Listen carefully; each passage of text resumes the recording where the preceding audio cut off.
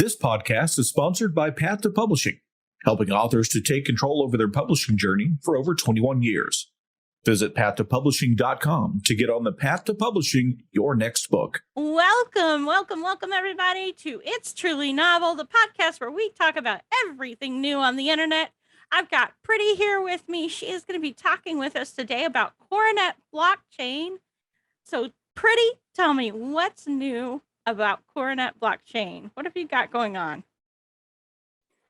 Thank you so much, Brandy. Thank you for having me, first of all. And I send my greeting from the southern tip of Africa in South Africa, Johannesburg.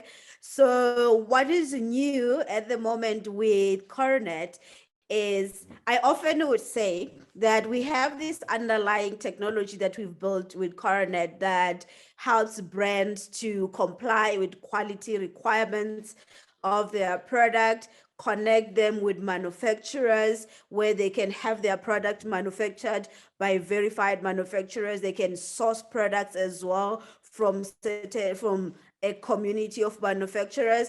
But then there's a marketplace where they can have their product. So as always, what happens is that e-commerce platforms are no different from malls. They're like digital malls. So when you see shops in the mall, somebody can like, oh, I want to have like this Tuscany type of a vibe with my store, and the other person like, oh, I want Eastern, and the other say, oh, I want Italian. There's a way of uniform of everybody looking to a certain level of quality with their design and everything. So when you open a physical shop, a mall management company will tell you these are the standards you have to use to build the interiors of your shop and the quality thereof. So in the same way, that's what we do when we onboard brands to belong to the Coronet community. We want everybody to look professional. We want everybody to be organized. So what we do to achieve that, we often, because sometimes to achieve these things, the solutions that exist are built for enterprise and they're a bit expensive. And there's a reason why certain brands that are smaller don't have that level of looking presentable. So what happens is we always push the boundaries. I push my team to develop solutions that are fast and very cost effective so that more brands can afford. So towards the end of last year, we created a brand in-house because we wanted to test like how quick can we do it, how affordable can we do it. So we created a high-end brand. Everything was done from design to printing of packaging, to photo shoot of the product itself so that it can go into the e-commerce platform, the building of the e-commerce platform, and the launching of everything was done in 48 hours. Obviously, I worked with very obsessed people. We didn't sleep for 48 hours because we were so excited, like we are doing it. And then it was launched. And that's when we launched Coronet 48. One, to be able to resource businesses with digital infrastructure that was designed for bigger companies, then it can be accessible. I'll break it down later with you. We have what we called an epic vision for the Coronet 48 program, which is create an archive of all the startups. So we've opened the community to say now in Africa, we have over 85 million businesses, but everybody's doing their thing. And it's very difficult to create a community where we can have an archive of African businesses that are doing well, where somebody knows that I can find these people. Two is position. Position means that we use digital products that exist to position the brand to look professional, to look trustworthy, and to give it exposure in the form of a magazine so that they can tell their story better in a way that drive customer engagement they are able to be trusted, and they see on the epic means to connect. Then we can connect them to customers, we can connect them to investors, we can connect them to mentors, and all the time, like just before I get into this meeting, I received an email on my inbox with somebody I'm not even linked to, who's telling me, I'm looking for 3 blockchain developers. Do you have a company that can do that for me? So some of these inquiries, they come all the time, and we don't provide some of the services, even though we have a team of engineers, but we don't provide some of the services. Then we are able to connect business that belongs to the community that we are creating, to these opportunities that are available. Nice. So you're basically giving the small business owner access to some of the same tools that larger corporations have at a price that's affordable for them. Is that the gist of it? Yes, that is correct. That is very much correct. Yeah, with the rapid launch ability. So like it doesn't have to take months and months. It can take, well, 48 hours. So just yeah. I'm pushing Oh, it. yeah, don't worry about it. Yeah. We have, yeah, because we have a management consulting background. So we used to offer services like entry to new market, meaning I've created a very fascinating product, but I don't really have the know-how to take it to market in a way that is going to do very well. So now what we are doing is to take this consulting services and use technology to automate the stuff. So instead of us spending like 8 months, 12 months, creating the strategy, creating the repositioning of the brand, and then connecting to the market individually, we can just create a platform that does all the 3, but faster and for more people at the same time. Very nice. Very nice. So that creates a whole realm of new opportunities for people. Is this limited just to South Africa, or are you expanding outward? So at the moment, what we are doing is we are phasing it, because right now when we launch Coronet 48 this year, what we're doing, we are creating an archive that are based in Africa, and other brands, they are actually not really owned by Africans, but their market is in Africa. So they are doing stuff within Africa. So we are starting with those brands to just create the archive of those brands, and then we can do. So some of them that are not from African continent, because what happens is our technology, we use it in Africa, but we use it out of Africa. For example, a number of first world countries, like we have a client from Canada, they are a manufacturer of a product that they put on a shelf in mainstream business in America, companies like Sephora, Macy's, and others. So their beauty products are sold there. So what happened is a number of manufacturers in the field were having a whole lot of drama where there's forced labor, child labor, they are abusing the climate, and the ingredients that goes into what they make cannot really be proven what it is. So what happened is,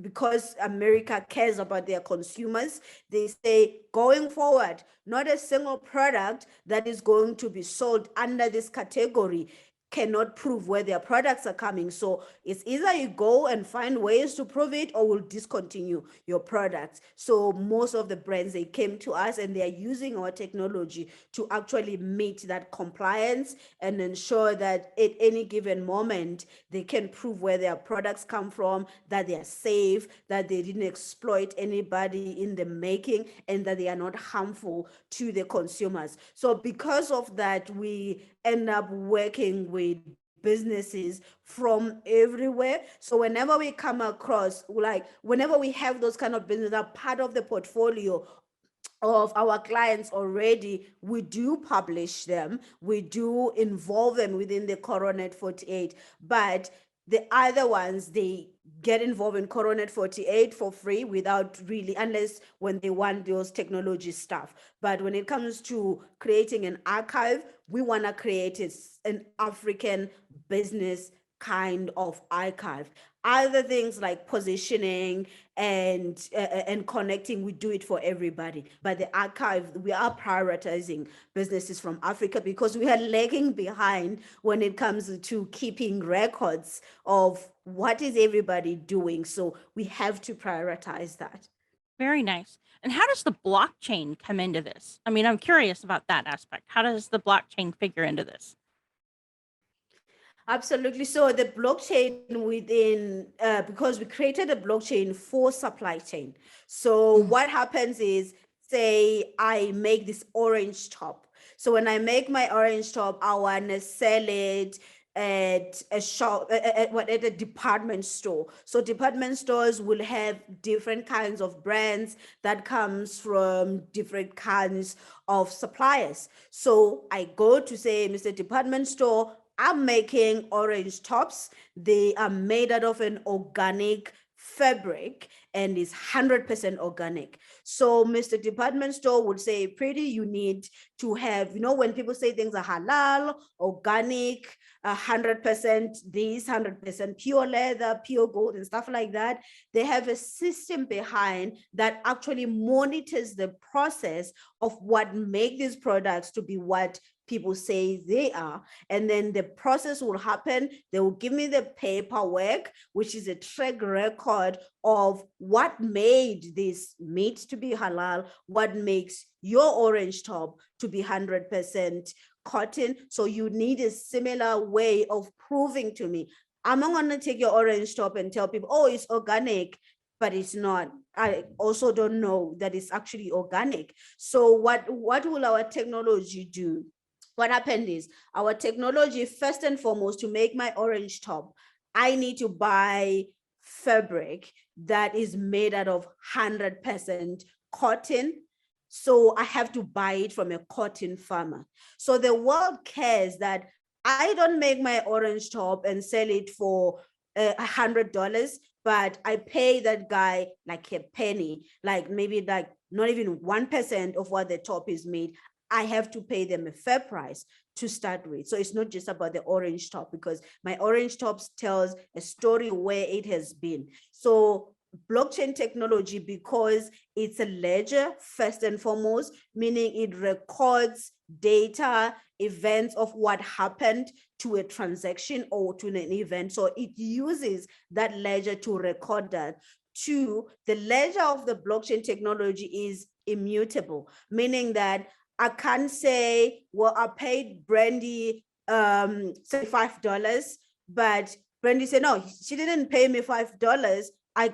She can't really prove it. And then if I'm in trouble, I can go and delete and say, oh, I paid $5 when I paid $1. Whatever transaction, if I paid you $5, is recorded, it stays there forever. Three, it's decentralized, meaning that when I pay Brandy $5, Mary, who's a regulator of the industry, gets a copy of that receipt, and she can see real time that I actually paid $5 for the cotton that I needed to make my orange top. So when I take my orange top and start to process it, maybe it's going to go through 10 steps, from dyeing it and making it into a cotton up until it's an orange top. So I can say my orange coloring ingredients that I use is not cancer causing, and that that coloring aspect in mainstream types of a business, it needs to be taken to a lab and be tested, and then those results again, they will be put on the ledger, and then everybody, like regulators and everybody, gets the same copy, and it stays that way. And now that my orange top is ready, it can go now to the transport logistic people that are going to take it to the retailer who's going to put it on the shelf.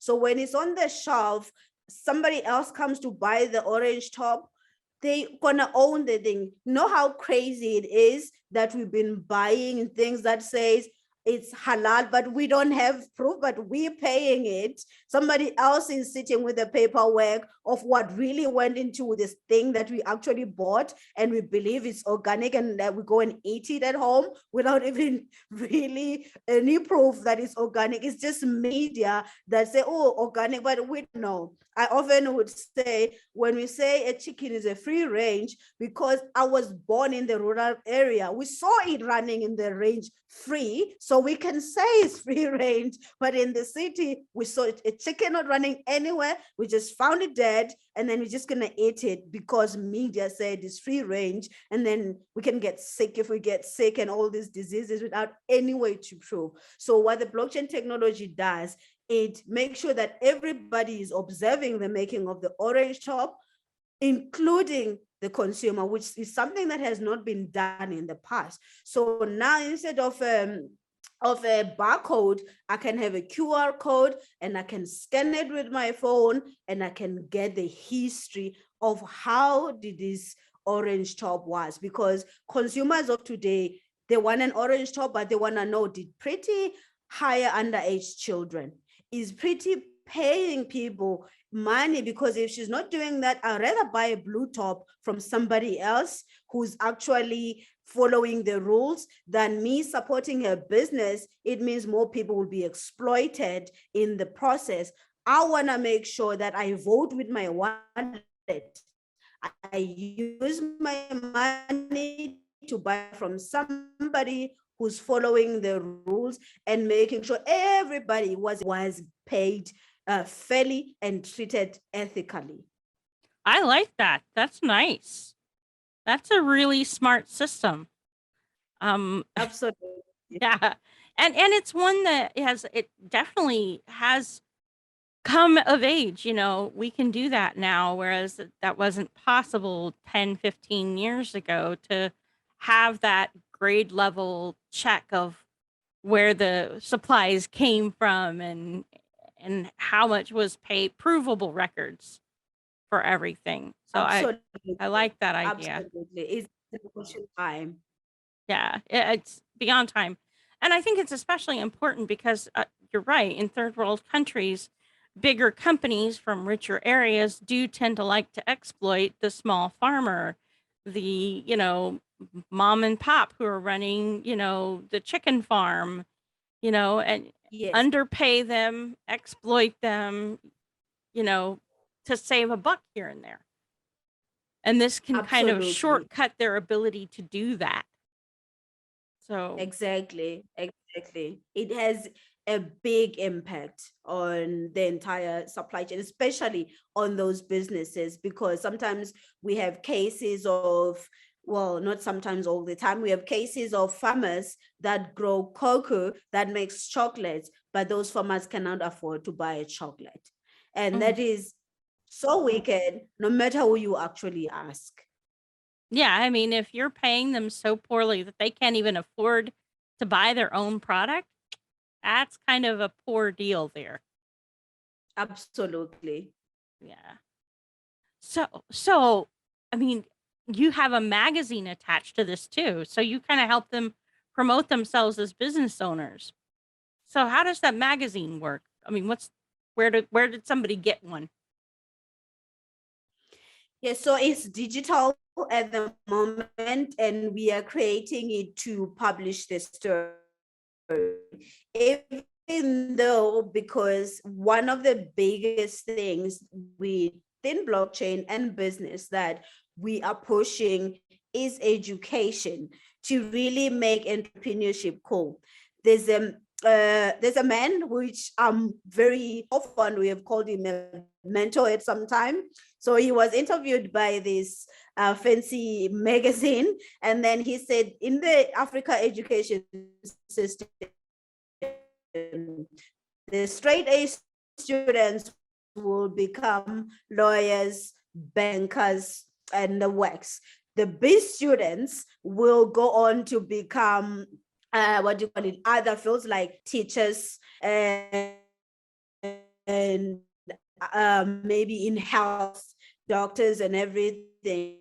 And then the C students may end up in the army, and then they'll run the army, they'll become false prophets. And the failed students, they become entrepreneurs because nobody's going to hire them. They must go and create a job for themselves. That is so stupid because now the younger generation think that people that are in business, it's so uncool. You are not like academically acute anywhere, and you are only academically acute if you are working for a bank or working for a big corporation. And businesses in Africa, 99% of businesses are small and medium, and 80% of the people are employed by these dumb people that didn't do well in school, that are running informal businesses. More than 80% of Africans, they work for informal business on TikTok, and they're not reading about these things. So that's what Coronet 48 wants to be able to achieve, to be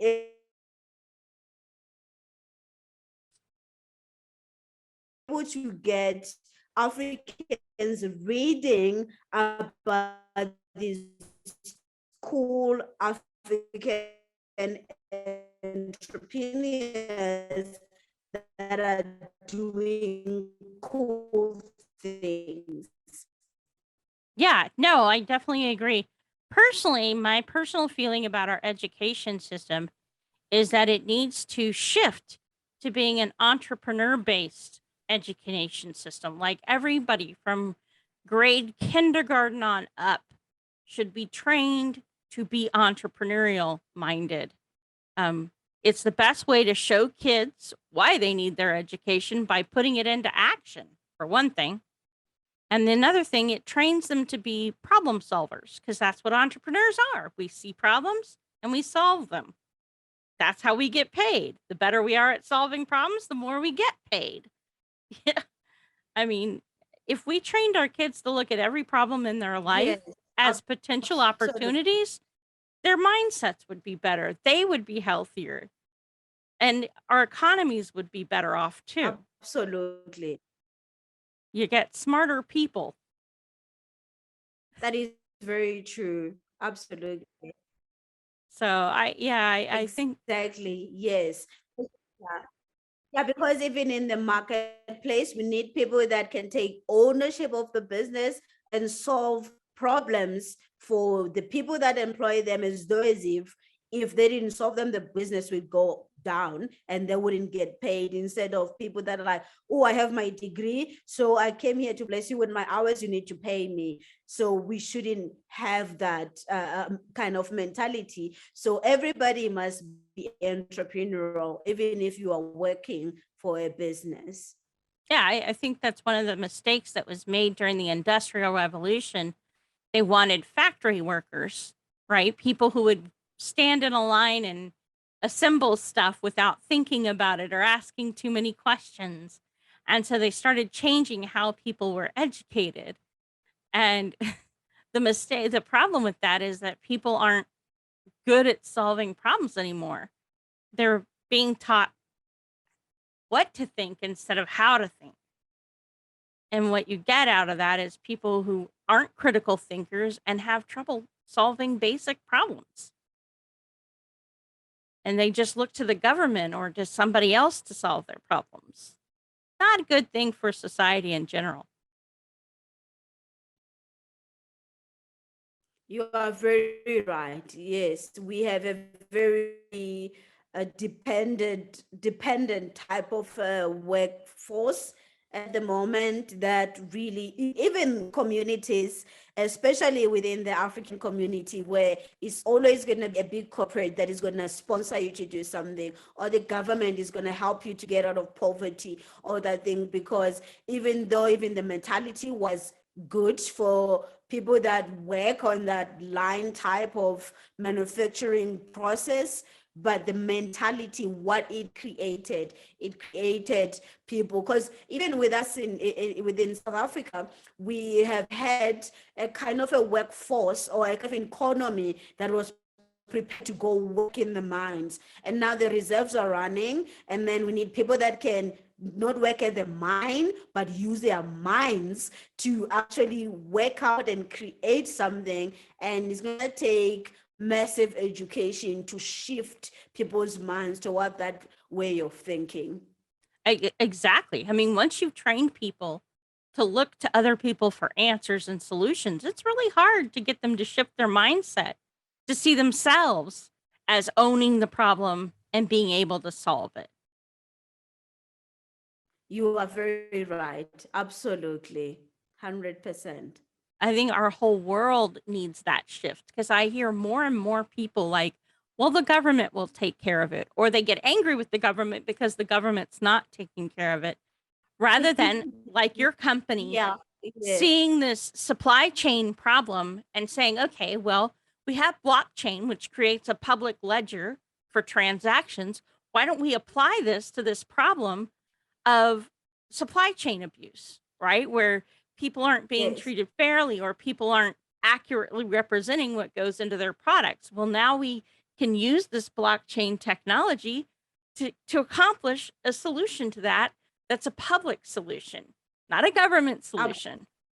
Yes, yes, absolutely. You are quite right. Because what happens is those that have got full-time jobs in big corporation, they pay tax. So they become like angry taxpayers towards the government's non-delivery. But sometimes we often say, just like how we will say we want to use blockchain for social good, other people as well need to use their skills for social good, because some of the great mentors that Shedrick and I and other people in business that we have had, they actually have a 9 to 5. I mean, absolutely. I love this, that you guys have taken this, taken charge of creating a solution with using something so simple as the blockchain to apply to a creative solution for a common problem that consumers have, is how to know who the good guys are in the corporate world and how to sort out who's abusing other people. I don't want to deal with companies that are dealing with child labor. I don't want to buy from somebody who's abusing farmers. I want to make sure my money is going in the right place. How do I do that? And along comes Coronet Blockchain to help us figure that out. Absolutely. We all have to do our part. Yeah, absolutely, we do. And it comes from private citizens, stepping up to the table, because, as you pointed out, corporations are paying a lot of tax money to the government. So the government doesn't necessarily have a vested interest in slapping down the corporations when they mess up.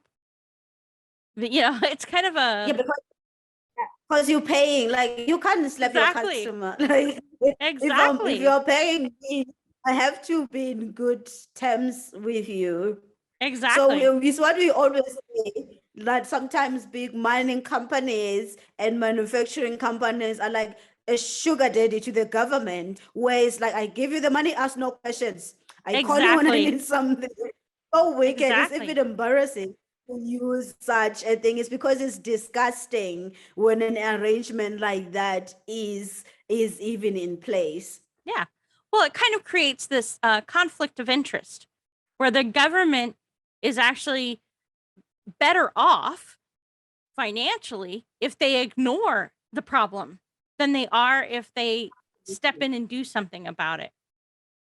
Absolutely. Remember a long time ago in the audit industry, where the big auditing firms can come and audit Coronet and then offer consulting services to Coronet. You're like, but if Coronet is paying you, say, 5 billion for consulting services and paying you 200 million for auditing, do you really want to lose your 5 billion over just telling them that there was a small accounting in irregularities in what was happening, and then regulation said, no, you can't audit somebody and then somebody is your client anymore. But it looks like we forgot to do the same with government as well. But that's why I'm glad now consumers can speak up, and then private individuals can get involved in these supply chain crooked things that are happening. Yeah.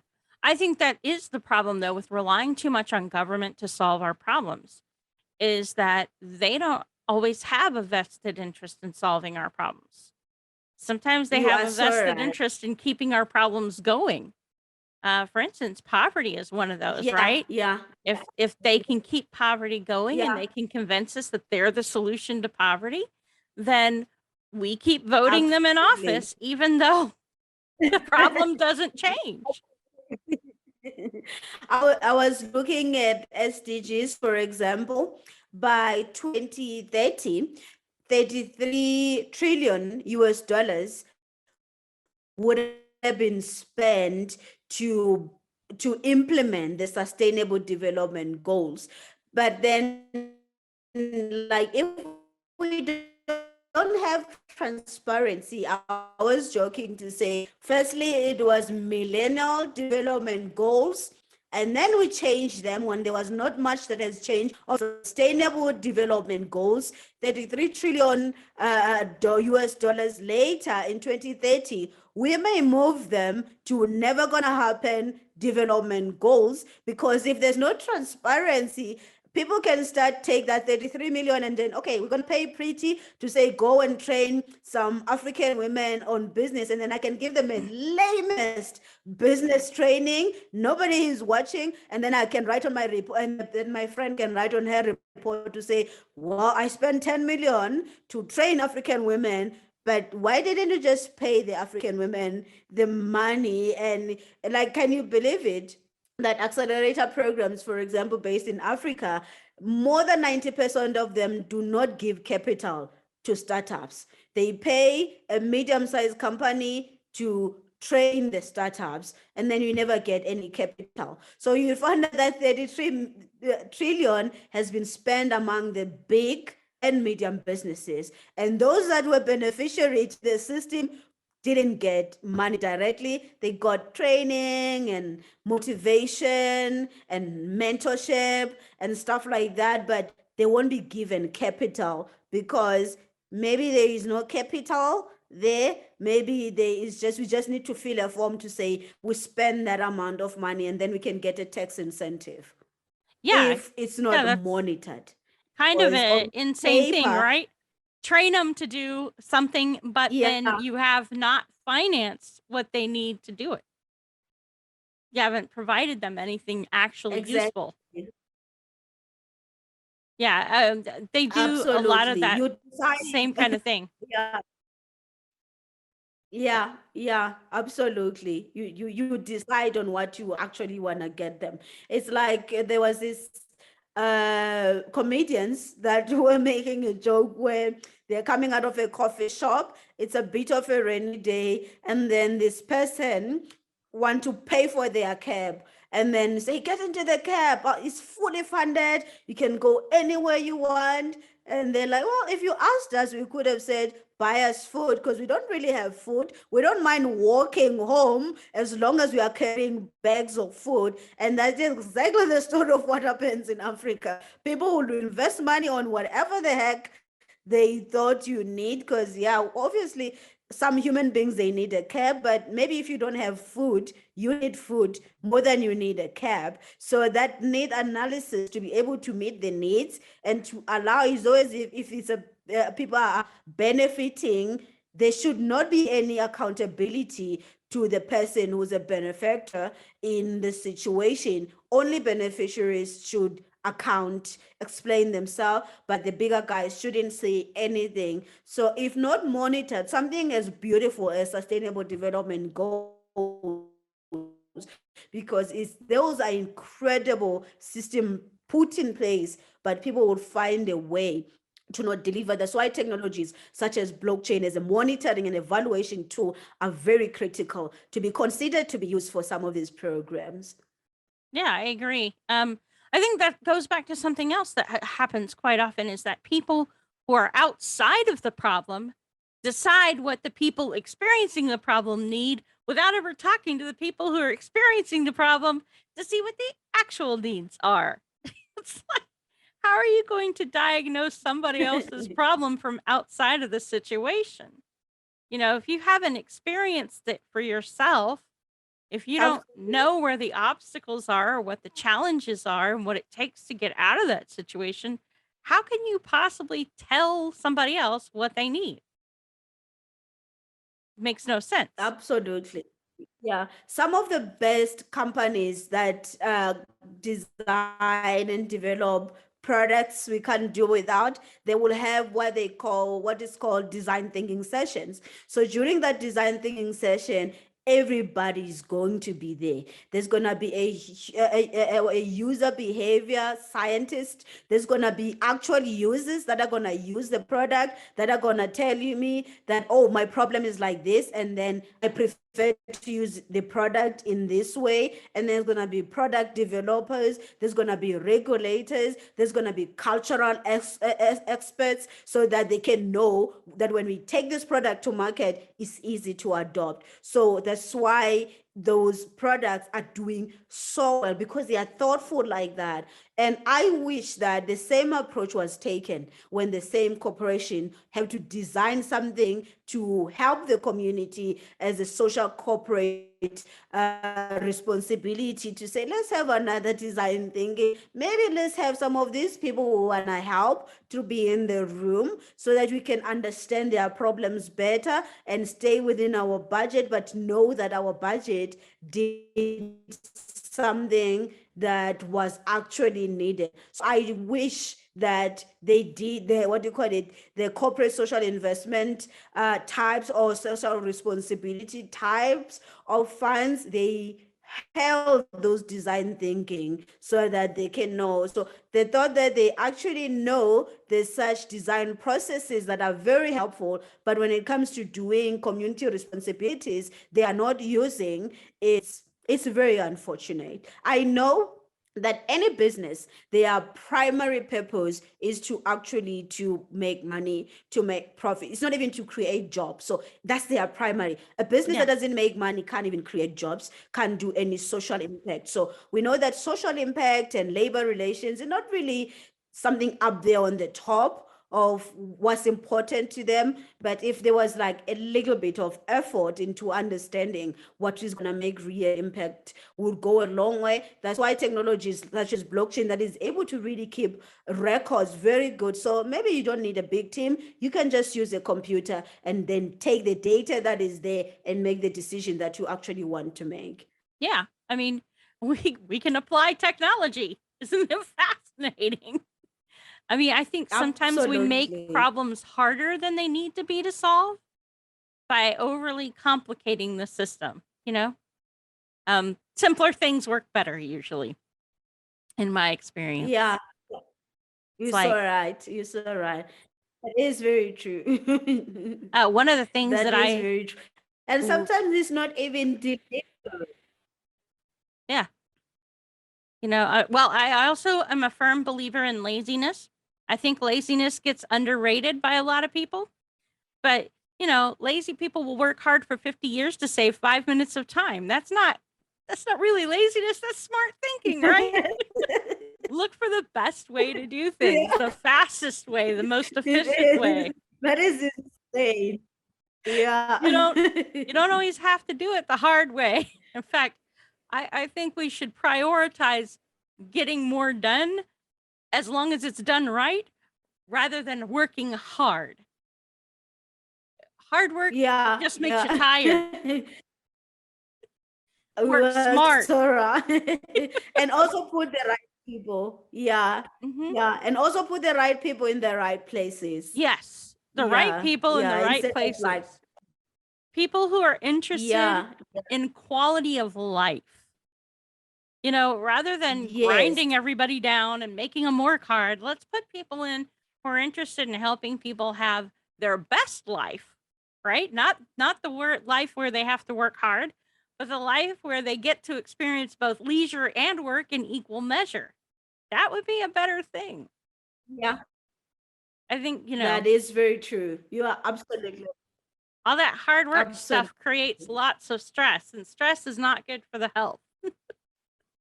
Yeah, yeah, it doesn't help at all, because sometimes when, like, I love coffee so much, But sometimes when I go to a coffee shop very early, like 7 a.m., and finding out that some of the people have been there since like 4 a.m.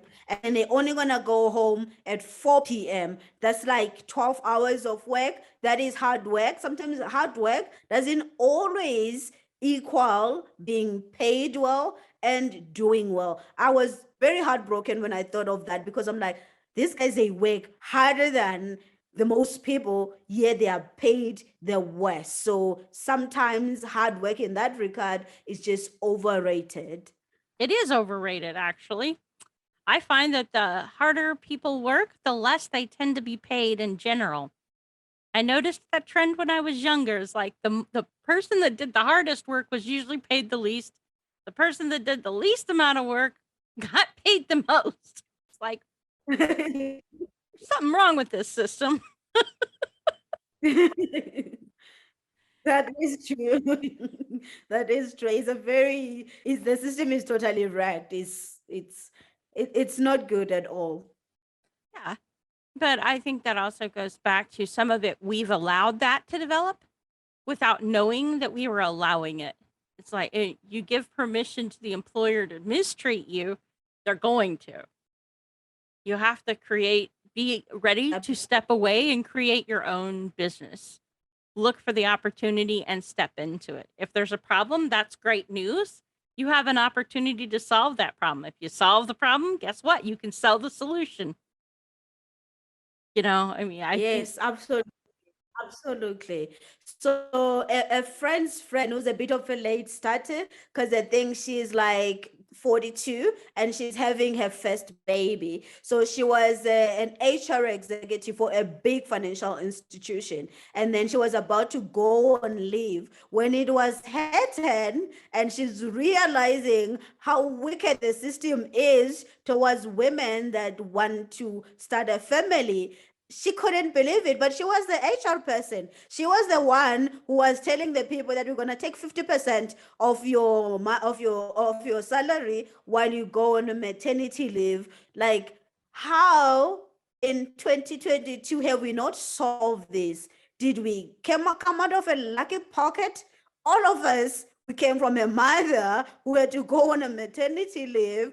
How on earth do we not understand that at some point I'm going to have children, and then I'm going to not need you to take my money because now there's like an extra person that needs me to look after these nappies and all. The expenses are more, but you're taking money away. So she started saying, when I come back, I'm going to do something to change the labor policy of the company. And she actually advocated, and the labor policy is at least everybody gets their full pay when they were on maternity leave. But she had to experience it herself. It is unfortunate that she experienced it later in life, but when she experienced it herself, she came back and lobbied her entire team to actually do change the policy. So it's a story with a good ending. Yeah, that is a story with good ending. And it's to our point earlier.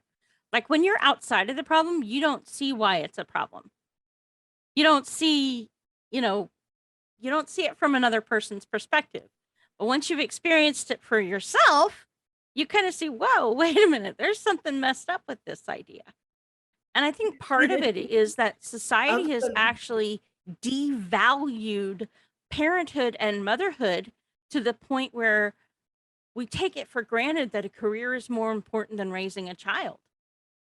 Like a woman should choose career first, and motherhood is like something you do later when you've got everything else figured out. Rather than understanding that if we don't have children, guess what? In a couple of generations, we don't have a society anymore. Exactly. That's just how it works. Yeah.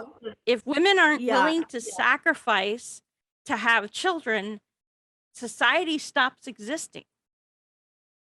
Yes. Absolutely. And if we're going to ask if we're going to ask our women to sacrifice, then we need to be able to step in and support them in that sacrifice.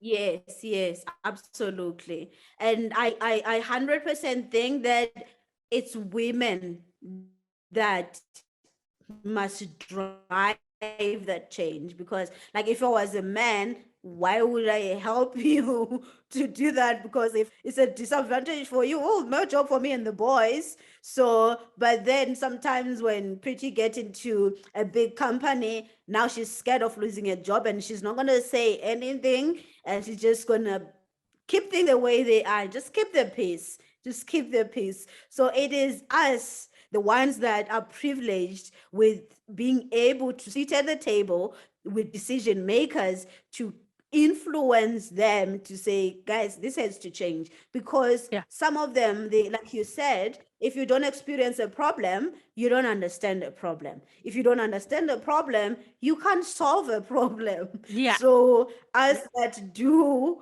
understand and experience it, we have to be a good influence to those that actually do not. Yeah, absolutely.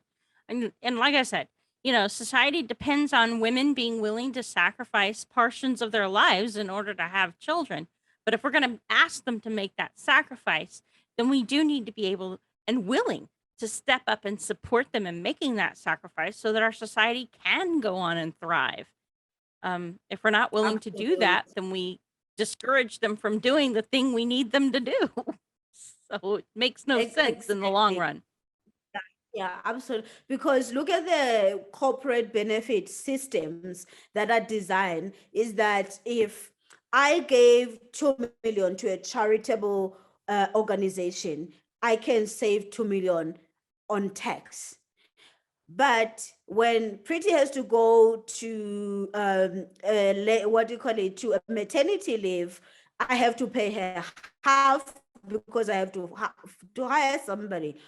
How on earth did not the system and the policy that enables you, when you do something that doesn't directly benefit your company, you get a tax rebate? Why is it that a maternity leave type of a salary, you don't get it back from a tax rebate? Maybe Right. because the government themselves, they're like, no, you're not going to take that money from us and pay Yeah. that lady who's going there to give birth. So she's going to see what she's going to sort herself out. We're not going to get involved in that. We're Right. not losing salary for her. And then corporate say, I'm not losing salary for her. And then it's like, who's going to do anything? Well, I think part of it is that people don't see that, yes, encouraging women to have children costs us up front, right? Because they have to take time off to care for that child. They're not contributing to the labor Yeah. force, right? But it's really an investment in our future. We're looking at it as an expense, but this is where people need education. There's a difference between an expense and an investment. And this is something that people who Absolutely. don't run businesses or successful businesses don't really grasp. An expense is something you Yeah, spend the yeah. money and you never get it back, right? It just goes down a hole. Like if I buy a Louis Vuitton purse or a Gucci shoes, right? That's an expense. I'm not Yeah. getting that money back. There's nothing Yeah, coming back even to though me. you can lie to yourself and like, it's an investment to my personal brand. Right. We But it know might that's be an an art, investment in but my on a personal balance brand, but sheet, or maybe in the way that I feel about myself, but it's not going to benefit on a me balance over sheet, though, a it's long not. period of time, right? It's not going to appreciate in Yeah, value. Whereas if I no, invest in a child, yeah, maybe I have to pay for 18 years to help support that child, but then he benefits me for 72 after that. yeah, You yeah, know, yeah. that initial 18-year investment pays me back 6 times what I put into him. That is so powerful, Brandy. I've never thought of it that way. That is absolutely amazing. So our reluctance to invest in our youth and our reluctance to invest in the women who help raise our youth and produce our youth is really short-sighted of us. It's looking at childbirth and child rearing as an expense rather than understanding it as an investment in our future. And as Absolutely. long as we keep treating them like an expense, we build resentment we make it harder for them to grow up. We produce less quality because we're cheaping out. We're trying to get by with the Absolutely. minimum amount we can get into them instead of seeing them as something that's worthy of true, real investment. Yes, yes. Very, very messed up. It And then is. that's why we have inequalities. Yes, because sometimes people would rather hire men because they are never going to go on a maternity leave. Well, and I don't mind if okay, let's let women take a break from corporate life. Let's pay men more so that they will establish and stay with their families. Fine. Let's do that. But if you're going to do that, then make sure that women are protected too. Like, don't let them be exploited by men. Yeah. Well, unfortunately, it does not work like that at all. I remember there used to be a long time ago, I watched it in a movie where, what do you call it? If a woman physically abused a man, can go to jail. If like you harmed your husband, you can go into jail for like maybe 2 decades. But when a man kills a woman, 2 years is enough. They have to go and then they Yeah, must no, find and another that's the wife. kind of thing I'm talking about is that cannot be allowed to exist, right? Yeah. So Women those need legacy way of thinking. women need to be cherished as the future bearers of society. I mean, without women, society doesn't have a future because we're the ones Absolutely. that bring the future into existence. Exactly. So Exactly. it comes back to, I think, respect for all involved. Men have their role, Yes. women have their role, children have their role. We need to respect one another and treat one another with dignity. Which is one of the reasons why I'm really glad that you guys have taken the time to develop Coronet Blockchain. It ensures that people get treated with dignity and respect all along the supply chain. Absolutely. Yes, that is very well overdue, especially for us as consumers, because I wouldn't sleep well at night buying products, knowing or not knowing whether people were treated well or not. Technology has developed so much. Otherwise, we're going to keep having the exact same problem for a very, very long time, because now we should be solving other problems instead of still wondering why is that cocoa farmer still living in that tin house after they are like a third generation of farmers. Like, why are we solving that problem now? exactly. Shouldn't we have solved it? Yeah. I mean, we can't live without food. We can live without a lot of things. Food's just not one of them. So exactly. It begs the question why we don't value farmers more, right? It's just like we can't live without certain things. We need to kind of like, I think socially, we need to readjust our priorities. We need to take a look at those things that we can't do without and prioritize those financially. Absolutely. Yes, yes. We're willing to pay $6,000 for a Prada purse, but we won't pay $600 to a farmer who's providing us the food that we need to eat to live. You don't need a Prada purse to live, but you do need food to live. Yeah. No, it's a very twisted system, because sometimes in certain supply chains, it's where you see, we've worked with a number of retailers that don't mind flying to Dubai and buy a Prada outfit for their puppy, but they will complain about paying their employees. I'm like, but they help you to make money. But all the time, when month end is coming without fail, they are stressed, they are complaining all the time. I'm like, but when you were spending money in Dubai and buying that money, you can pay your entire team with that Gucci outfit for a dog. Now it's like, do we value dogs more than human beings? So those are the things that we were able to be called upon, because some of these retailers were part of our ecosystem and we chased them.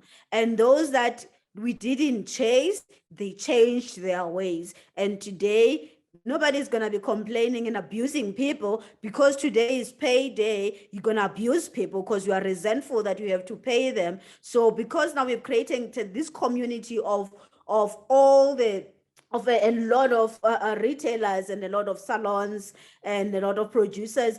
Everybody can like, no, people have to trust this ecosystem and know that businesses that are part of that ecosystem, they are ethical. We look out for each other, and you're not going to abuse your employers in front of us. You're not going to crook government and not pay tax in front of us. So we keep each other accountable because we are the custodians of the industry, not the government, not the development agencies that must send us aid, us. We are the ones who are the custodian, and technology can help us. We don't even have to leave the room, the home. I can remain running my business, but everything that happens, whenever there's disputes, I know about it. Whenever a customer complained that I was sold a counterfeit product by a certain retailer, a bigger people that make them accountable, they make them to pay that retailer. It's not to have this nonsense, no return, no refund, what do you call it, types of dealing with customers because they think customers can't do anything. So the community now is doing, because that's how we lived. Like I grew, like I was saying earlier, that I grew up in a village. In a village, there was never a government or any institution. When I was a child, it was villages. If I have chicken and somebody is making spinach, we exchange our goods. No need for a central bank to give us a note or anything. If there's a dispute, the villagers fixes the dispute because they are the ones that do not want the reputation of their village or creeps to creep into their village. They got their own village. So blockchain is like taking us back to our roots without really having to be villagers again, but we can live in that system where it's a peer-to-peer. It's a peer-to-peer when we pay each other. It's a peer-to-peer when we have to solve our own problems and look after one another and make sure that this industry is formalized and it is sustainable. Very nice. Now, if somebody wanted to find out more about Coronet Blockchain and Coronet 48, where would they go on the internet to find that information? No, absolutely. So on the Coronet side, it's a very simple domain there where they can find Coronet. It's just coronet.africa, CORONET.Africa. They will find Coronet Blockchain. On the Coronet 48 side as well is coronet48.com. So it's very easy to find. Very good. Well, thank you, Pretty, so much for your time. It has been such a pleasure talking to you. I'm really excited about this new technology that you guys are developing. I hope you'll kind of keep us up to date on what's coming along. The next time you have something new, maybe you can reach out to me and we can do this again. It's been a pleasure. I hope you have a wonderful day. Absolutely. Well, with the lights on, I hope. Yes, absolutely. Absolutely. Yes, yes. Thank you so much for having me and for creating this platform, because storytellers like you, they help us to express our hearts, because it's difficult to put a heart on a website. We need conversationists like yourself that give us platforms like this for people to know, like, well, there's a human behind that complex blockchain thing. Absolutely. Once again, thank you for joining me. This has been It's Truly Novel, your podcast where we talk about everything new on the internet. We are sponsored by Path to Publishing. We like to thank them for their sponsorship so that we can continue doing the work we do. Thank Pretty and Coronet Blockchain for their time coming on the show. Thank you guys for watching and have a great day.